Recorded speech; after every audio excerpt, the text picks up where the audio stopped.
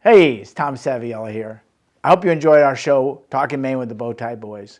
It's a resource that we're able to bring to you through Mount Blue TV. If you would consider making a donation to Mount Blue TV, you can go to the website and it'll take you right to that place where you can do that. Let's keep Mount Blue TV going. It's a gem for the area and helps our show stay on the air.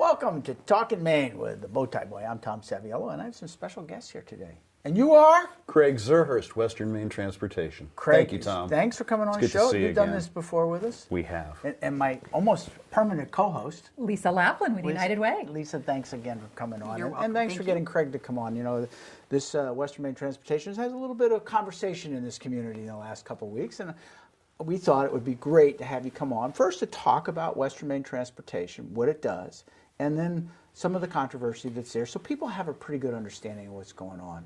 So let's start with you. Who is Western Maine Transportation? Western Maine Transportation was formed by statute in 1976. So we were created by the state, along with a number of other transportation providers, to provide public transportation, specifically for Androscoggin, Franklin, and Oxford counties.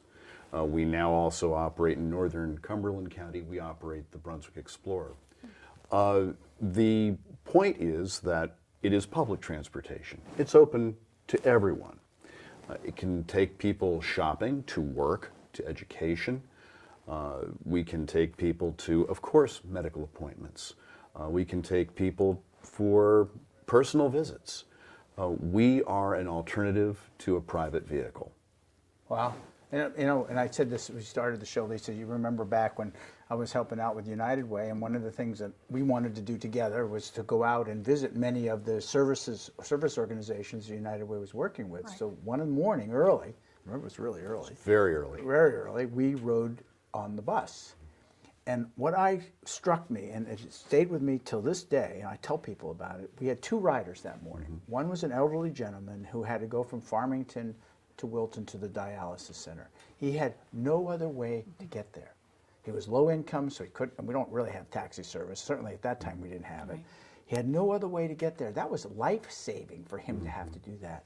And then the second one that struck me is we waited a little bit and we picked up a young man that was going over to adult education. Didn't have a driver's license, but knew that he couldn't go back to high school, whatever reason he dropped out. But he wanted to get that adult education degree so that he could ultimately maybe go to college or find a job, because he's going to be able to go in and say, I have the equivalent of a high school education. Those two people, if you weren't servicing, we didn't have a service for them, there's no bus for them to ride on, per se, like a public transportation, and there's no taxi for them to take, but the Western Transportation was there for them. And those are the kind of people you service. It is. We actually serve a wide range of people. We have riders who are people who came to the region from New York, who don't want to have a car. We have younger people who don't have a license, don't want to own a car. We have older riders who have maybe done some things they would not do again, who have lost the privilege to drive. But we also have a number of seniors who want to stay engaged in the community, want to be able to be as independent as possible, want to stay living in their homes. They don't drive, don't feel comfortable driving, and they use our service. So it is a much wider range today even than it was when you rode. Yeah. And we encourage anyone to take the opportunity to ride with us, ride the bus, see what it's like. It's a terrific service, and our riders are great. So I wanted to talk about one particular program that United Way of the Tri-Valley area supports, and that's the Community Rides program, which is different. It's segregated. There are different requisites for accessing the Community Rides program. Can you talk a little bit about that? Well, the first thing is thank you to United Way of the Tri-Valley area. This is a program, I came on board in 2007, And as far as I know, the Community Rides program had predated that by as much as 10 years. Yep. It has been a long-standing program. It is intended to take people who do not have the financial means to afford transportation to any destination served by our buses that they need to go. It is, unlike other services provided by the state, not limited where you go. It is subject to a very modest means test, and specifically if someone is receiving public assistance in some way, they would qualify for the community rides. It has been a very successful program. At different times we've had different riderships, but we have a terrific intake staff with our customer service team, and anyone who needs to get somewhere who doesn't have the fiscal or the monetary resources, they should give us a call. So we know transportation is an absolutely huge issue in Greater Franklin County. It's constantly talked about as one of the greatest challenges we have here in rural Maine. And the Community Rides program is there, and it's sometimes underutilized. So this is a really important opportunity for us to get the word out to case managers, to physicians, to librarians. As you say that, see, if you see Craig right here, if you look right there. Right there. It's got the phone number, 800-393. 9335. That's good, yeah. There Sorry. you are. It's right there Yeah. below, and for reservations or more information, and pick option 1. That's right. Yeah. The great thing too, if someone, let's say, is using Maine Care to get to medical appointments, Maine Care can't take you anywhere except to your medical or your whatever you want to call it, your healthcare destination that's covered. So you can't necessarily get to a pharmacy unless it is exactly en route. Yep. You can't go to get food, which will help you be healthier. It won't allow you to go and pick up a set of gloves you may need. Community Rides allows people to have access to those goods, services, whatever, that they otherwise would not be able to access. So both the one-time opportunity to go to a food pantry or the adult education repeated, evening classes. Right. And that's all part and parcel of what Community Rides has allowed us to do. So thank you again. You're welcome. And please, by all means, if you have any thoughts about needing transportation, not being able to afford it, give us a call, and we will do our best to meet your needs. So, speaking of needs, what kind of number of individuals do you serve here in Franklin County per se? The current number, and this is a moving target right now, and I can't give you an exact number, and we'll explain why. We know there are at least 150 individuals that are using our services. There are probably more. And the reason we don't know is that since we instituted our new Green Line service, which is a commuter run, which goes between Farmington and Lewiston, Auburn, we don't track individual users on that service. We know how many boardings we have, but we have no idea how many of those people are repeat users. In our local service, we take reservations. People call us at that number we mentioned before, and we have a relationship with them where they are in our system, so we know exactly how many individuals from all over the county are using the service. And we know right now that is 159 people, but it is very likely more than that. So that'd be 100 since the first of the year, or is that just? That was from the last calendar year.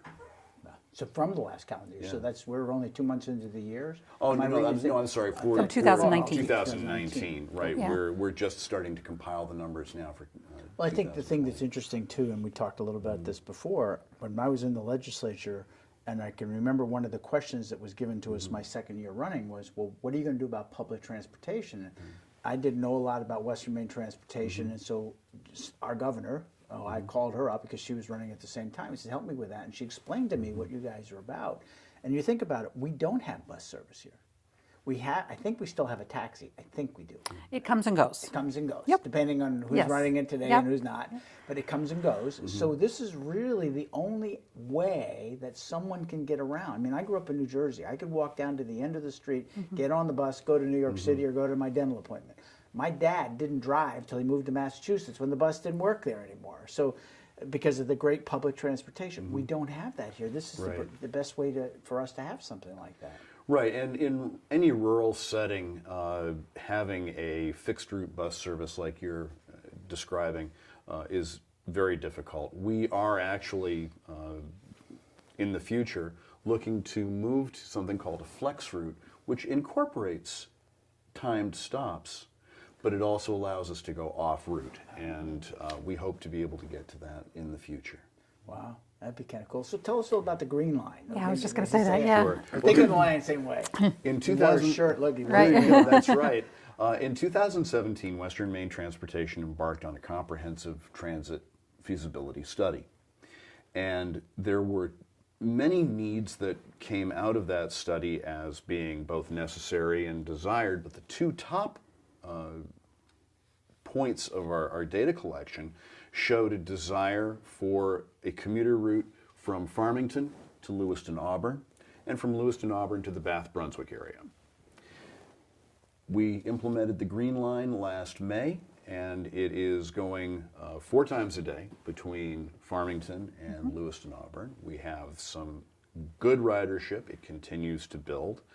And I think one of our early wins on this was a nurse who is local here, who rides almost every day and comes to Farmington from the town where she lives, parks her car at the Walgreens, gets on the bus, does her work or gets a few extra minutes to snooze in or reads the paper, and gets to work on time at one of the local healthcare facilities. So you mentioned Walgreens. Yes. Is that the stop at Farmington? There are What actually 2 stops in Farmington. We have one here at University of Maine at Farmington on South Street in front of the Olson Student Center.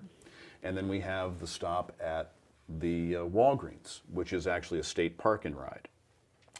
From that, the bus goes to the center of Wilton by the monument, goes from there to J Plaza behind the McDonald's, and from there we go to the Dollar General lot. It's called the Central Plaza in Livermore Falls. Yep, I know where it is, yes. From there we go to Bretton's. And in Livermore and in Bretton's, we are meeting up with on one round trip a day. We are meeting up with the bus that comes down from Rumford, so people from Rumford can intersect. From Bretton's, we go to Northland Plaza in Turner. From Northland Plaza, we go to Central Maine Community College. From there to the Auburn Mall, so people can get to the TD Bank call center. From there to Great Falls Plaza, where people can access the Concord Coach Line. Right. And also CityLink bus service at any of these locations in Auburn or Lewiston. And then it goes from the Great Falls Plaza to the Oak Street bus station in downtown Lewiston. And do folks have to call in advance to ride the Green No, Line? not at all. And this is why we don't know who the individual riders are. This is a more traditional bus service.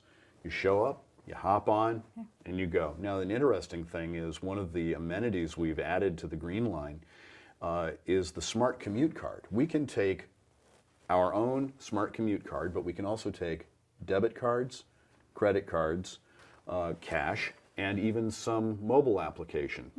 Specifically Samsung Pay, Apple Pay, and it's working well. So we also have onboard Wi-Fi, I should mention. I was going to say, do you have a TV screen so I can watch? So what times does it run? See, I'm glad you And we asked actually that. had a picture of the bus up there a minute ago. Maybe we can put that back up. Outstanding. Put it back up again. So the schedule, which is available on the Western Maine Transportation website, which is WMTSbus.org. There's the picture of the... Excellent. That is our Green Line commuter bus. Cool. The first bus from Farmington leaves at 5:05 in the morning. As they say, it's wicked early, but it gets people to town in time. And it also allows people to access Farmington from Lewiston, Auburn. We've had people who've come up to use it to get to the university. For classes. We have the next bus out of Farmington leaving at 8:05 a.m. And then in the afternoon, 1:30 p.m. and 4:35 p.m. last bus of the day leaves Lewiston at about 6 o'clock and gets back here at 7:25. So if someone needs to go down for a full day of work, it is a viable option.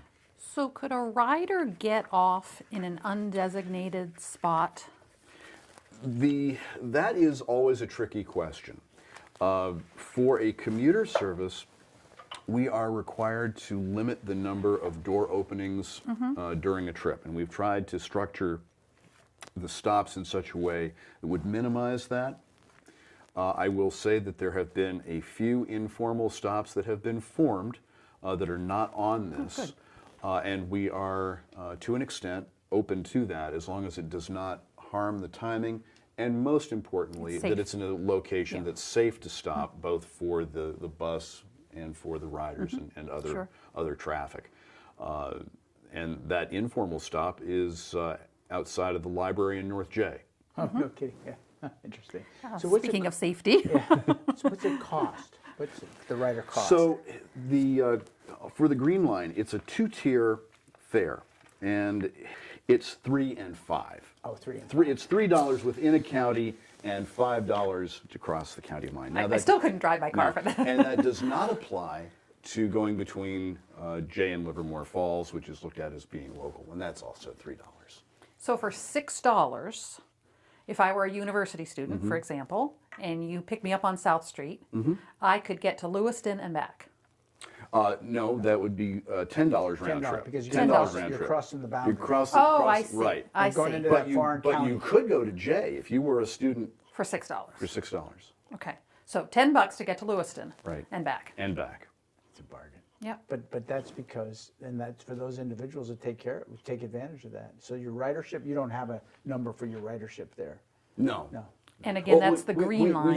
have how many people have boarded, okay. but we don't have the individual riders. So what's your boarding numbers look like? I should have looked that up. I don't know. That's interesting. You just yeah. want to know whether it should get up early in the morning or wait till later. We have capacity. Yeah. It's not packed the way we hope it will be. It takes 3 years for any bus service to attain its goal. But I have to tell you, Craig, I want to congratulate Western Maine Transportation Services for being nimble and for doing the survey that you did. It was exhaustive, and you looked at your market, and you know what you're doing to respond to the needs in the community. And yeah, it will build. I'm assuming that Western Maine Transportation Services can remain as a viable entity in this community, and I certainly hope it does, and you gain the support that you deserve. Thank you.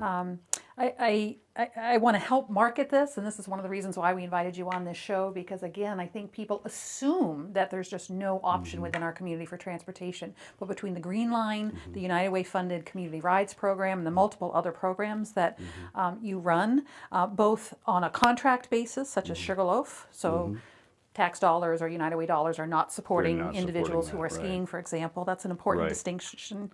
It is. There are a lot of options, I guess is my point, and you've transformed yourself as an organization to meet the needs of the community. We understand that we have to be on the balls of our feet. We have to be more relevant every day to riders or potential riders. And you actually brought up two things I need to point out.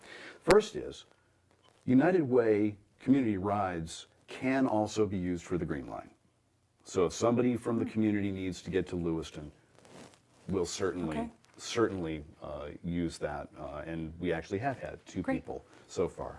The other thing that we're offering, which has been very successful during the winter, from Thanksgiving, and it will go until sometime in April, and that's determined mostly by the ski conditions and how many employees are needed. We have a daily Sugarloaf Express run that goes, again, from Walgreens, also goes from the courthouse, and it can be picked up at Jack's Trading Post, and then up to, I believe the next stop is Our Village Market in New our Vineyard? Village Market. I was thinking of its old name. Thank you for Yep, saving my me wife's on place. that. It's still my wife's place in our everybody, family. yeah. It's like, can we get a pizza from my wife's place?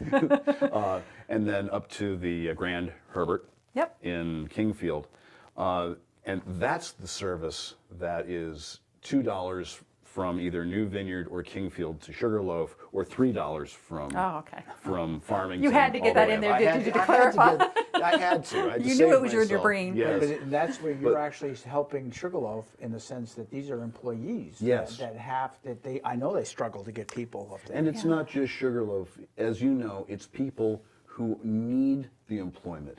It's helping. It's helping the regional economy, both from the perspective of helping supply the labor needs for the mountain, but it's also getting people to employment. One of the things that, And just to clarify, county funding is not used for either that or for the Sugarloaf Explorer. Both of those services, the Explorer is the service that's right in Carabasset Valley. Both of those are funded specifically by the town of Carabasset Valley and by the mountain. so they pick up their own tab on that particular They do. case. So, but there is one before we talk about the services that have been affected by the county commissioners. You also helped out with the rides program, and I think if I remember correctly, so bear with me if I'm wrong. Sure. I apologize. Is that we had this ride program that was awarded a bid many years ago, and they failed miserably. And if I remember correctly, you guys stepped up, at least in Franklin County, to make sure those individuals that needed that ride program were serviced. And am I right about that? Yes, there was, and I forget the name of the program, Yeah, I can't remember. and it was a very unsuccessful thing that occurred, and yes, we were able to step in and take care of that. Believe it or not, Tom, that was a year before I came on. Oh, no kidding.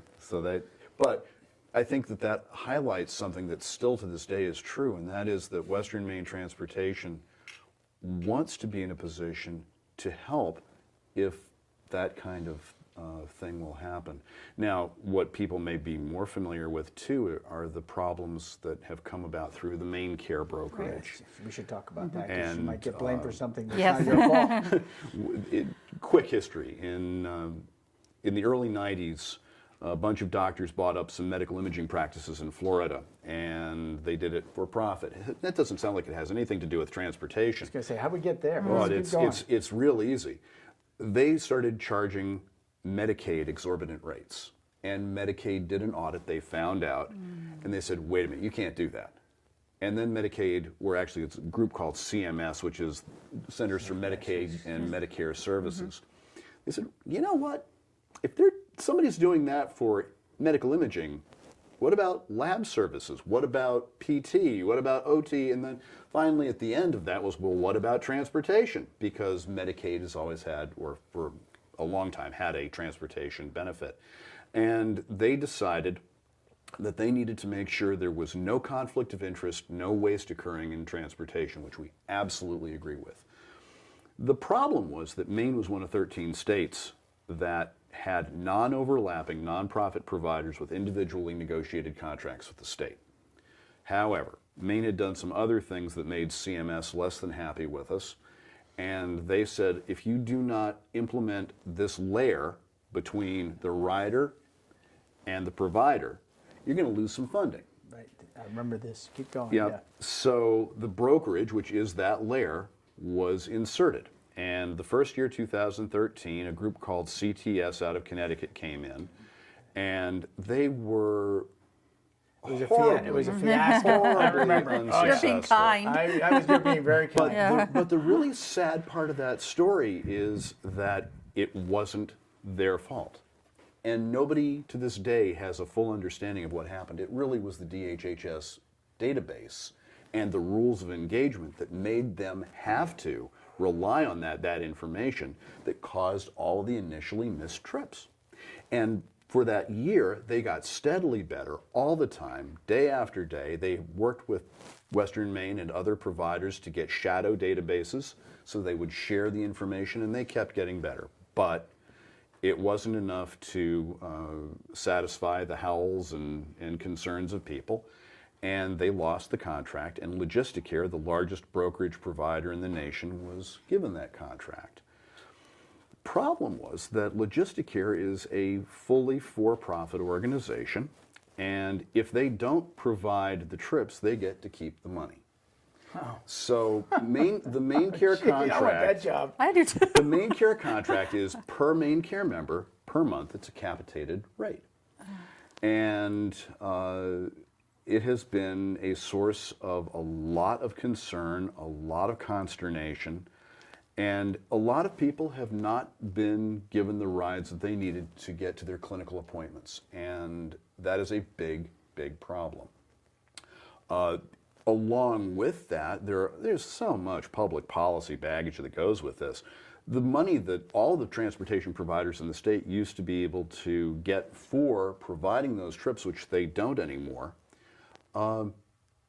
and was eligible for our match to draw down our federal funding, that no longer comes to most of the providers. So real quick, you guys have stepped up, because one of the things that we're getting close to the end I want to touch on is where we are with the funding. So, Sure. So you guys are part of that program now to help out with that. So As much as we can, And yes. if you're supposed to be there for a ride, doesn't mean that you didn't get there. It meant that Right. somebody didn't communicate. Didn't communicate it. Right. So we have a little bit of controversy going on, and I've never been involved in controversy before in my life, about some funding that was supposed to come from the county commissioners. Yes. So my understanding, correct me if I'm wrong, county commissioners, right or wrong, I won't make a value statement on that, have decided all the nonprofit funding is going to go back to the towns. And that's the start, I believe, this year. But you were funded last year, or the budget committee recommended $10,000. That's correct. And you were going to use that $10,000 as matching money? Is Right. that Well, we do two things. We use it to offset the cost of operation, but we also are able to apply to get funding from the federal government through the state. And that makes up the bulk of what we get for our operating funding. So when they decided not to provide that, which was either the end of the first week or beginning of the second week of January, we found out about it in the press that they decided they were not going to move forward with it. We, like you just said, we're not going to make any value judgments. I believe the commissioners fully within their rights to withhold it. But having no information that they were going to do that until they pulled the funding or didn't release it was a huge blow, and had put us in a very, very awkward position. So we are right now doing our best to find a way to make that funding up. We are hoping that sometime within the next couple of weeks we may have some good news, but it's premature to talk about anything other than hope right now. Well, see, one thing I would disagree with you is that the money was allocated, and they may have that right, but they made a decision to sever the cord this year. The money that was allocated last year, that should have come out to the individuals like you because of the community programs that you serve. The budget committee recommended that money. I think the county commissioners are out of line in not providing that funding. So I hope the people that are watching this will voice their opinion to the county commissioners at disappointment, because you are part of this community. It's so critical to what we do. And what program exactly would that affect? It would affect the daily service, the demand response where someone would call to get the ride. So anything that's local would be affected. We have, as we're doing our best to find ways to accommodate people, using the Green Line as a potential alternative. It won't serve most people. So bottom line, by the end of March, By the end of the March, buses, the local buses will stop. in Greater Franklin County would stop. Yes, And, that's correct. Let me, as we get close to the end of this, Russell Black is very upset about this, and I'm so proud of all of our legislators. It's a nonpartisan issue. All of them have expressed their concern about this and disappointment in the fact it's funded and asked it to be restored. But he gives me a great example. There's an elderly woman in Wilton who is a Republican, who is as conservative can be. And she called up Russell to say, who's going to give me my ride to my doctor's appointment? She's a widow. She's in her 80s. She has no family here. She's dependent upon that ride. So when somebody says to me, we don't need it in the county and that we'll fund it, that money needs to just go back into the general fund, it would be different if we had a deficit. We don't even have a deficit. So I'm hoping that we are able to restore that funding. In fact, I would hope we can increase that funding in the future. I know when you come to Wilton, I'm going to support that completely, but I think at some point it belongs at the county level. And I appreciate your patience and your professionalism in dealing with this. And Tom, I've got to say that the support, both just the outpouring of letters, calls to us, to legislators, to the county, has been humbling. We know that we make a difference. But to have people come, step forward, and make those calls, write those letters, send those emails, it's a tremendous help. And I think moving forward, you as someone who's been in the legislature know that there's a deeper public policy question that needs to be answered about how the state funds public transit. But that's a topic for another day. Yeah, it is. So I'm going to leave actually with a visual of a vision of putting keys on the table. Yes. And having those keys taken away. And what happens to your independence? What would you do in that instance? And real quick, that's a great example. I wish I would do it to some of the people that don't want to fund it. Here's the number again, 800-393-9355. Very good. 9335. 800-393-9335. And option 1, call if you need a ride. Craig, Please thank do. you. Thank you. Tom, thank Great you so program, much. wonderful people you serve. I've seen it firsthand. I encourage everybody to see it firsthand like I did. Ride the Tom. bus. Always a pleasure to have you on. Thank you. We'll It's do a it again. privilege to represent United Way. Thank you. And Lisa, thank Thank you you, all Craig. for funding the Community Rides program. You're welcome. Thanks for tuning in. We'll see you next time on Talking Maine.